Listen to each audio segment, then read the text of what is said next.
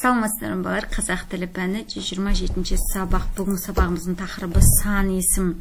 Сендер бұл сабақта мәтін түрін анықтайсыңдар, дерек көздерден қажетті мәліметті табасыңдар. 28-ші жаттығу, өлеңді мәнерлеп оқы. Жетелесіп, қолдасып, шықтық сейіл серуенге. Қырқанасып, жондасып, жүрдік еңіс ерменде. Ауыл қалды жырақта, жұбымызды жазбадық. Аунап жасыл құраққа, тау қойнауын шарладық. Болат Үсенбаев. Өлең не туралы? Оған ат қой. Өлең саяхат туралы. Өлеңге саяхат деп ат қойығы балар. Бұл қандай мәтін дейді? Сипаттау ма әлде әңгімелеу ма дейді? Бұл әңгімелеу мәтіні. Сандарды сөзбен жазып өлеңді көшіріп жаз дейді. 1, 2, 3, ал кәнеки 3, 4, 5, 6, 7, 8, 9, 10. Ал кәнеки қон. Қадыр Мырзали. Өлеңді қатесіз көшіріп жазамыз балар.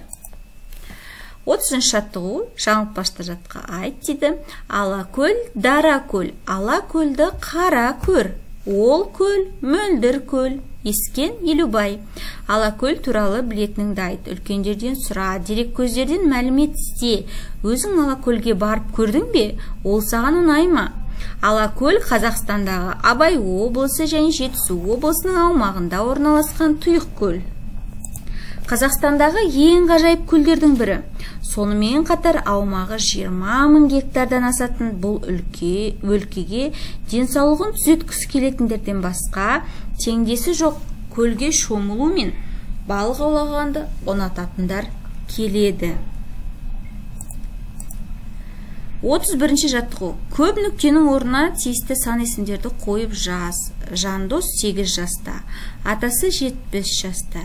Жандос 2-ші сыныпта оқиды. Ол атасымен жайлауға барғанды ұнатады.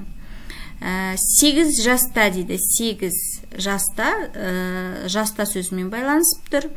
70 жаста жаста сөзімен байланысып тұр. 2-ші сыныпта сөзімен байланысып тұр. Сан есім 8, 70, 2-ші.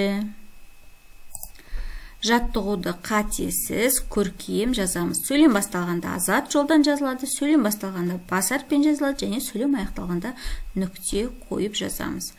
Жаттығуды қатесіз көшіреміз балалар. Ал балалар, осымен сабағымыз аяқталды. Алдағы сабақтарымызды жіберіп алмау үшін арнамызға тіркеліп, лайк басуды ұмытпаңдар.